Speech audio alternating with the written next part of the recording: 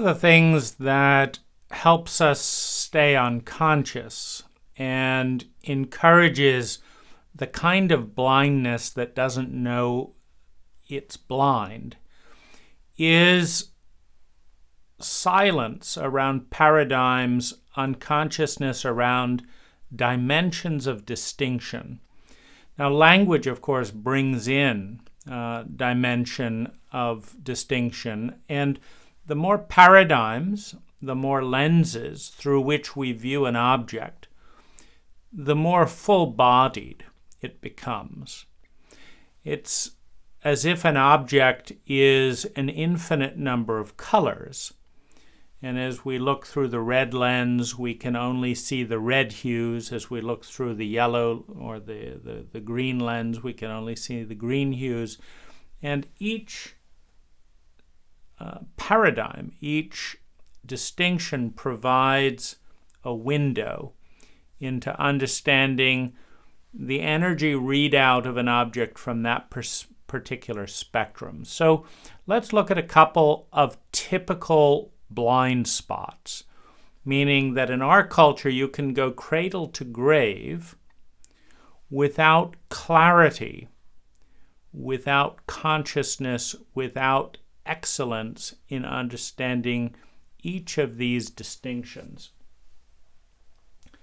Now, the first place to start is the fractal or holographic nature of reality. Now, one of the things that scientists discovered about light patterns formed in holograms is, and a hologram is like the Visa hologram on a Visa card. If you turn it, you'll see a bird flapping its wings rather than just staying in one place, and you'll see what looks like a three-dimensional image. You have a two-dimensional pattern of light, but it looks like a three-dimensional image. And what's interesting is if you break up a hologram, if you cut it into small pieces, you can find the whole within the part. In other words, within any part of a hologram is the entire light pattern. And this seems to be the case with many aspects of reality as well, as the fractal pattern of reality, where if you look and study one part of a culture, you can find the whole culture. If you look at an individual ego within the culture, you can extrapolate out from that ego and understand the entirety of the cult. Attachment theory is an exploration of the templates formed pre-verbally that affect relationships throughout a lifetime. So you have secure attachments, you have insecure attachments, and you have healthy attachments. And this has to do with the bond that an infant in a dependent pre-verbal state was able or not able to have with one or both parents. And this has huge relational repercussions for the rest of a lifetime. Brain development explores the fact that within any human lifetime, our brain goes through the entire process of human evolution up until the present time, unless it is arrested at an earlier stage. So the reptilian brain within each human being is the fight, flight, freeze, or in our case, there's also a fawn component or ass-licking component to dealing with things that are perceived to be life-threatening in nature. This includes identity-threatening. When you believe you are an identity and your identity is threatening, that is life-threatening to that identity. And so it's one of the reasons for a lot of warfare when change is afoot is I identify with being this belief system, this type of person who lives this way. So if I mix with another group of people, I'm going to behave differently. And I feel like my identity is dying. And so I need to kill the other person so that I can survive in the form that I recognize myself to be. So in brain development, you have reptilian development, which is fight, flight, freeze, fawn. You have limbic instinctive development. You have rational development. This starts to get into the human sphere. You have empathic development. And you have transcendent development. So if a human being is allowed to develop healthily and without a freeze dynamic, they'll move through the reptilian period, through the limbic period, through the rational period. They will empathize more and more, grow up out of the narcissism of the child and adolescent. And finally, will transcend, moving into the more spiritual, or transcending the identity of the limited self, transcending the identity of the ego. And so it's very important to understand what level one's brain has developed to, because childhood trauma freezes the process at a certain point. We have intelligence, which is measured by the efficiency with which energy, time, money, and natural resources is transformed into human well-being. We have the sensitivity and stimulation continuum. So the sensitivity continuum measures how amplified a given unit of sensation will be experienced. So you can think of it as the mic pickup volume on a microphone.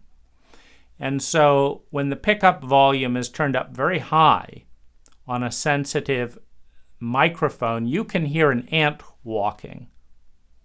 When the pickup on the mic is turned down very low, you might not hear thunder, or it would sound very low. And every person is born neurologically with a different sensitivity set point, a biological set point, which determines how loud reality is experienced by the consciousness living inside the microphone.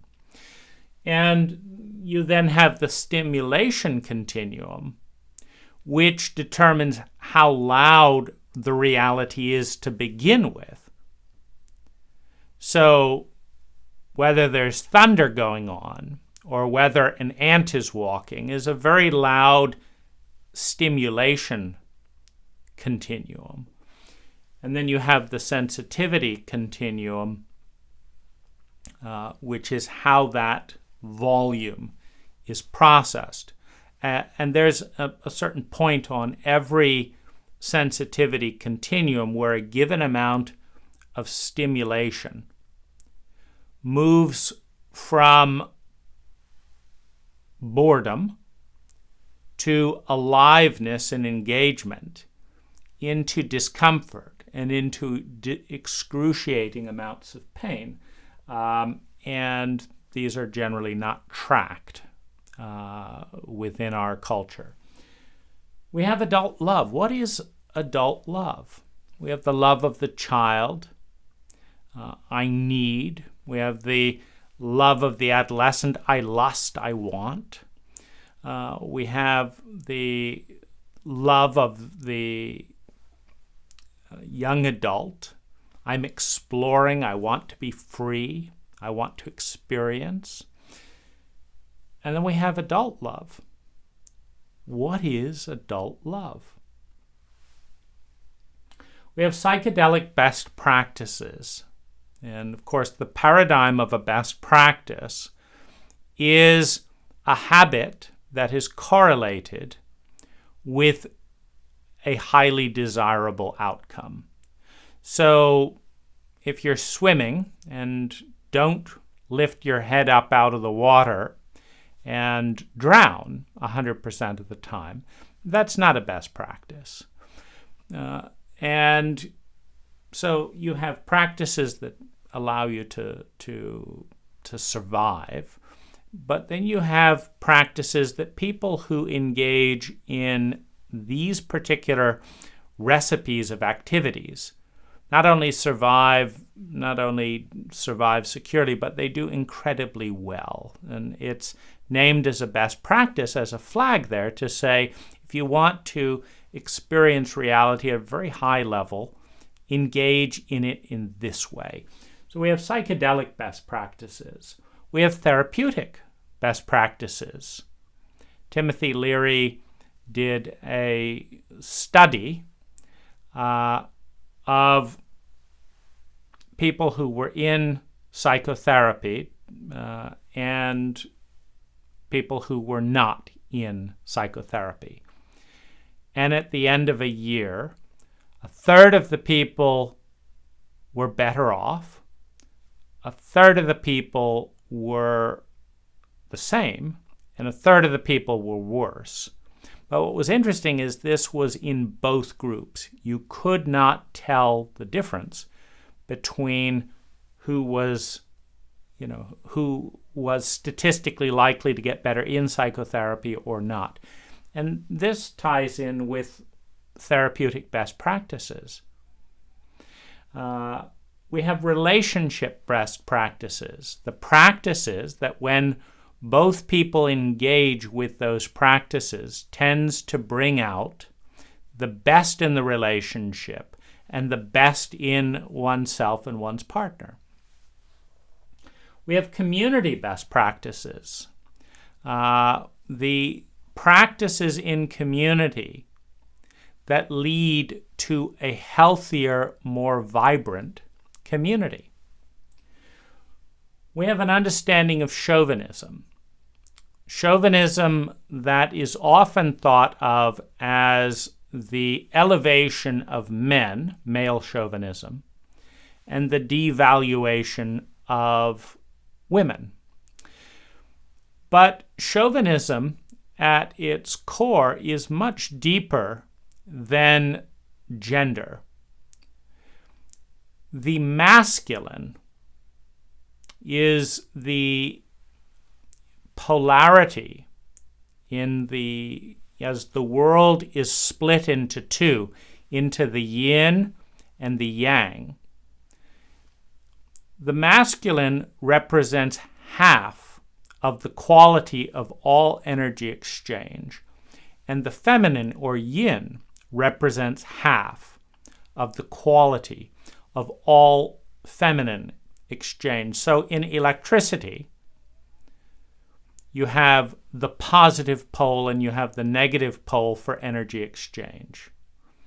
You have the yin, the negative pole, the yang, the positive pole. You have the day, yang, you have the night, the yin. In the gender, you have the male, you have the female. In the sound continuum, you have the vibration and the silence. In the spatial expression, you have the dot and the space around the dot. You have the proton and the electron and the space between. You have the planet and the space between the planets. In the artistic expression, you have the dot, the line, and the space, the white space around it. You have the thought and the stillness, the possibility field that is beyond the thought. You have speaking and listening, giving and receiving.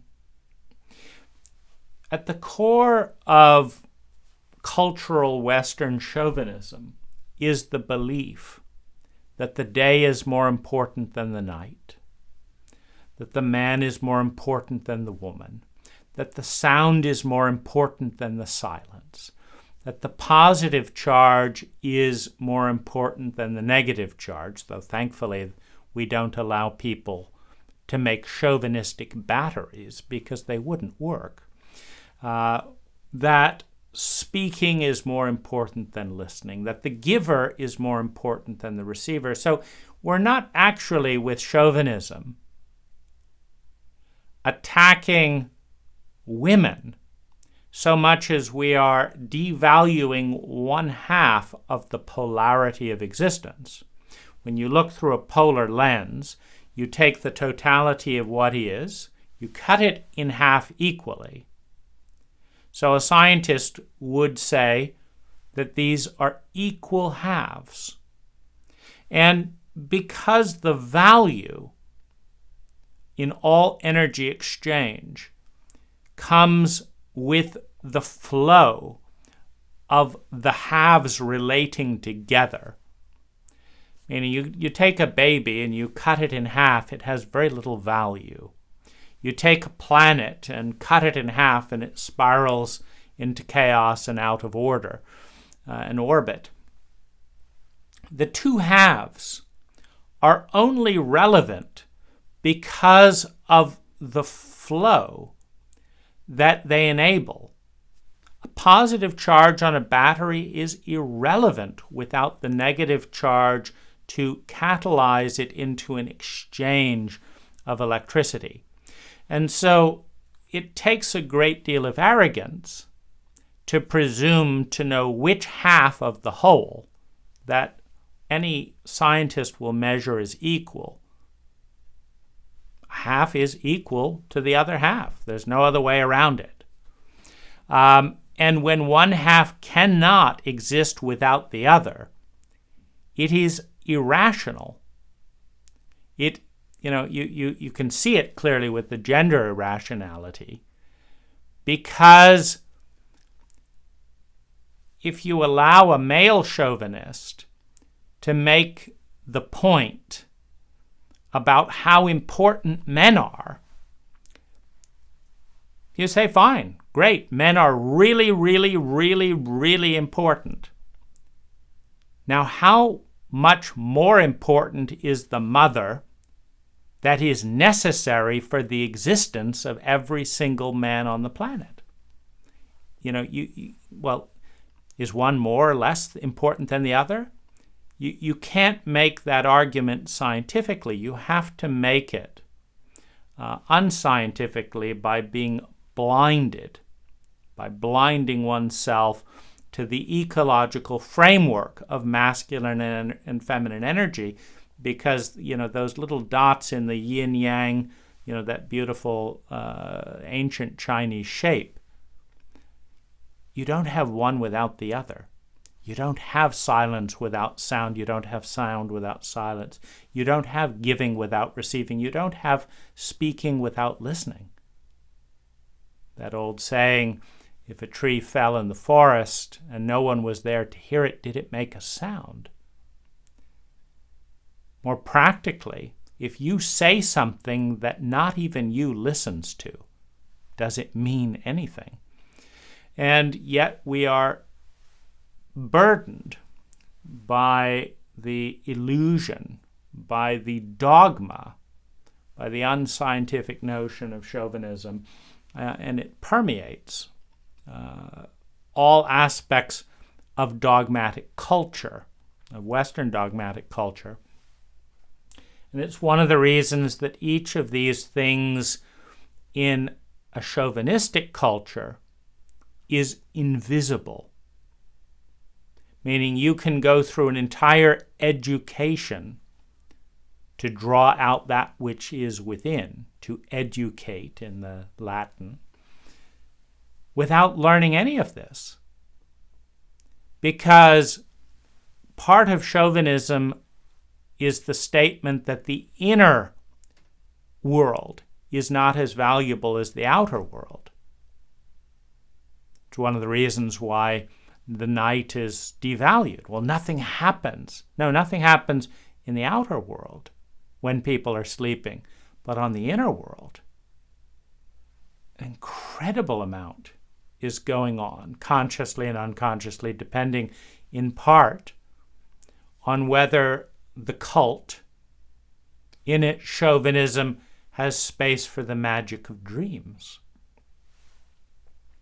You have trauma and traumatic best practices for preventing trauma and repairing trauma.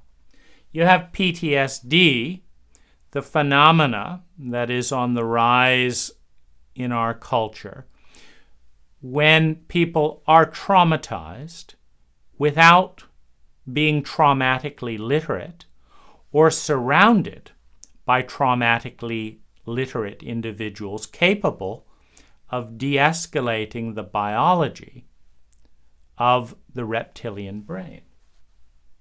You have the explanation of identity. What is identity?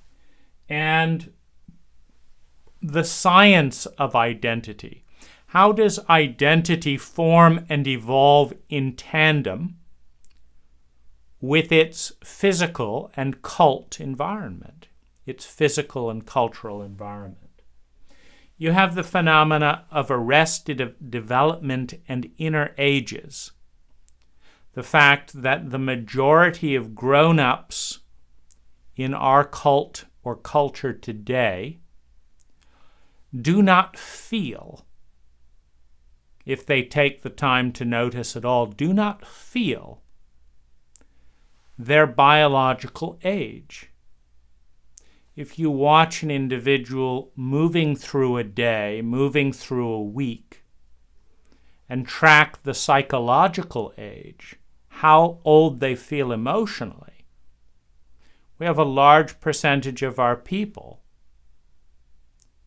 forgetting how old their bodies are and responding to this as if they're 3 years old, responding to that as if they're 5 years old, responding to that as if they're 21 when their bodies are much older. You have the need for help with traumatic repair in context with a culture that shames and devalues the identity that needs help. You have the nature of traumatic stimuli, which is much like the phenomena of a car tire resting on the back of an individual. Now, if the individual tries to move on the pavement to get out from under the car that's resting their tire on their back, they cut up their chest and face because of the pressure. They may have 700 pounds, 800 pounds, 1,500 pounds, making it hard to breathe. If they move, they get cut up. If they don't move, they can never get out, and they can't push that amount of weight off of them. And so they sit there, arrested in that point in development until they get help to lift that weight off of their body. And we're talking often psychological weight in trauma and PTSD, but the exact same phenomena is occurring emotionally and mentally. I can't breathe. I can't let energy pass through my heart until I get 4 or 5 people to lift that vehicle off my back long enough to breathe, long enough to roll out from under the car, and when it's put down again, now I'm free again. But there's a need for help. There's feeling, not to be confused with emotional intelligence. What's the difference between a feeling and an emotion? And what is the science that would allow us to correlate with accuracy a thought, a belief, an environment, and a feeling. What is the science of feelings and emotions? We have the differentiation between healthy and unhealthy shame. The healthy shame that may say, gee, I'm really sorry that I didn't see where I was going. I made a mistake. I'm sorry. And I knocked into you. How can I make it better? And we'll go on with our lives. And the unhealthy shame that says, I'm unlovable. I'm fundamentally wrong. I am bad. It is my core essence. It's not that I did something. I am a mistake. The unhealthy shame that has no resolution, that has no out, that has no way to respond to it because you can't fix something that is fundamental. One of the more important things to understand is Abraham Maslow's science of human need. The awareness that if you study healthy individuals across cultures, that a pattern of need fulfillment is expressed in all healthy people around the world throughout time. That there is great suffering, unhappiness, and even death without fulfilling these needs. And that the needs go in a hierarchical order, starting with survival and security. The need for shelter, the need for food, the need for oxygen, the need for warmth. Security, the safety of believing and creating a future in which security is or survival is secured. Love and belonging, to be treated with empathy, with value, with attunement. Self-esteem, to become closer to our personal ideals. If someone's idol is a rock star, and the belief is that making music is the way to live life, then getting a guitar and learning to play will earn self-esteem. If the belief is materialism, accumulation of things is the way to live, then the creation of money and the buying of things will create self-esteem. Self-esteem is the decision about what matters in life, the measurement, the benchmarks of what is progress towards that, and then the behavior that is consistently taking us, that is earning value based on our own metrics, what we value. I value telling the truth. Well, telling the truth will earn self-esteem if I value truthfulness. If I value kindness, being kind will earn self-esteem. If I value being tough will earn self-esteem. If I value being hardworking, whatever I value sincerely, as I look inside, not from someone else, and become and embody, I will earn a sense of pride and self-love. And it is a human need to meet our definition of a worthy human being by earning it through action, through discipline and becoming self-esteem. The development of personal gifts. Every single human being is capable of doing certain things better than others, of contributing value in a unique way. You can think of it as nature's master plan. Nature is an artist of specialized talents. Ants do this thing, this type of ant does that type of thing. Bees do this thing, this type of bee does this, that other type of bee does this. People do these things, these types of people do this, these types of people do this, these types of people do this. Nature is an artist of uniqueness and diversity. And we have unique talents, unique gifts that we do better than other people, that we can bring into full expression easier than other people, that has a constructive possibility if it's utilized. We need to discover our gifts. We need to bring those discovered gifts into our world valuably and be seen in that uniqueness and see ourselves in that uniqueness and experience ourselves giving value. And finally, we need to move beyond the limited self. As we fully actualize ourselves through the first in the hierarchy of human needs, our last and ultimate need is to become bigger, is to let our identity grow from being able to empathize with other human beings to being able to identify with humanity, to be able to understand our relationship with the larger ecologies of which we are a part, physically, mentally, and energetically, and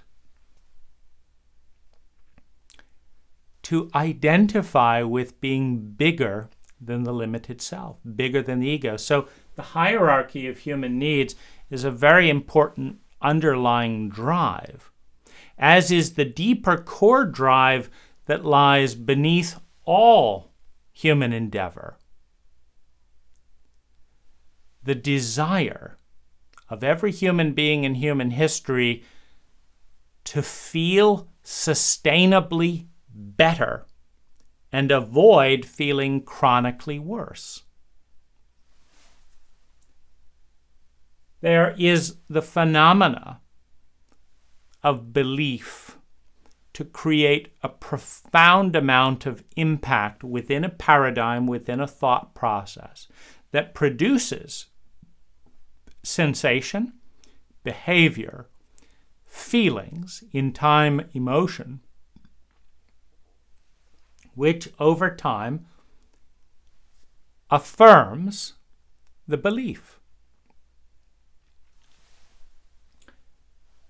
The law of mass is one of the most important things to understand physically, energetically, emotionally, psychologically.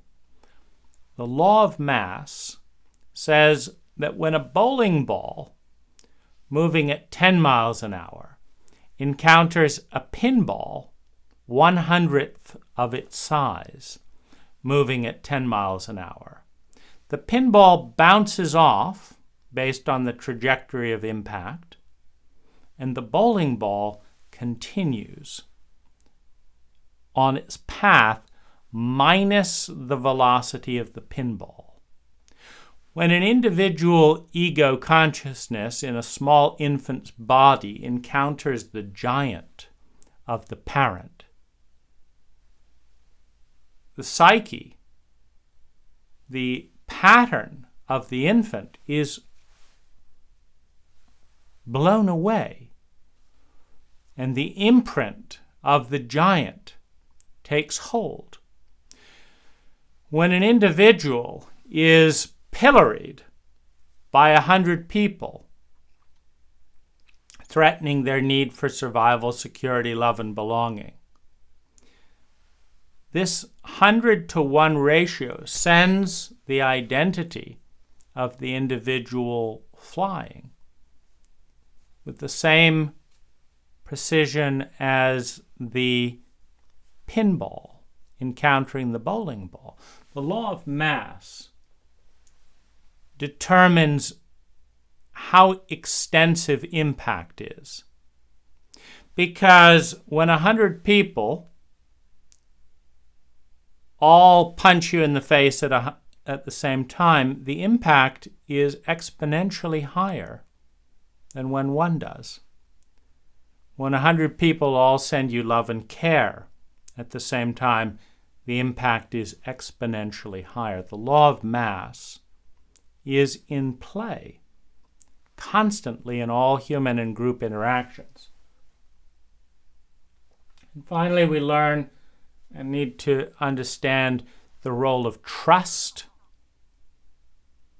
because all trust is an extension of influence. Trust enables pain, it enables betrayal, it enables love, it enables growth. Trust is an extension of influence.